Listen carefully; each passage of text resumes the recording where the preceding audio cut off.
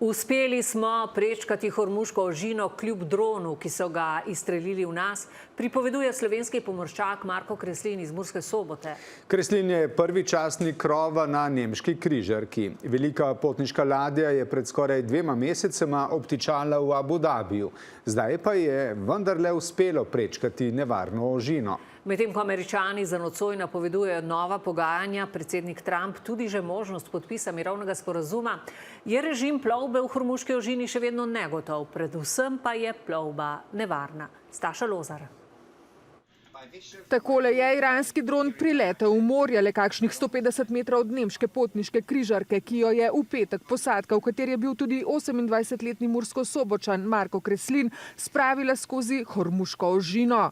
Preden smo dosegli Hormuško ožino nekje okoli 2. ure popoldan, smo pa dobili preko radijske zveze sporočila strani iranske milicije, da je Hormuška ožina spet zaprta, da bojo na vse ladje, ki bojo poskušale prepluti Hormuz, streljali, kar so tudi potem na nas recimo uspeli. Niso se ustavljali, vse se je odvijalo zelo hitro, pluli so z maksimalno hitrostjo. Lastnik ladje je namreč želel, da se čim prej izvijajo iz nevarnega območja, pripoveduje. Vsi smo bili na položajih, ki smo pač z ladjo upravljali, vsi ostali, ki niso imeli nekih zadolžitev, so se nahajali takrat te 4 ure, ki smo bili v tej coni plutja skozi Hormuz, na nekem najbolj varnem mestu na ladji, se pravi najbolj znotraj na nižjih nadstropjih.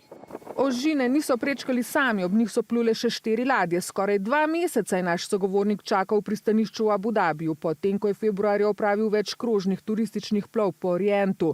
Potnike so po izbruhu konflikta v nekaj dneh spravili na letala, 6 potniških križark pa je obtičalo v Perzijskem zalivu. Včeraj se je rešila zadnja med njimi. Bile so 2 možnosti. Ena možnost je bila iz iranske strani, da se Hormuz zapusti skozi iranske teritorialne vode, se pravi, ta opcija je bila že nekaj dni prej, za katero se potem ladjar ni odločil, ker bi bilo potrebno iranskim oblastem plačati prehod.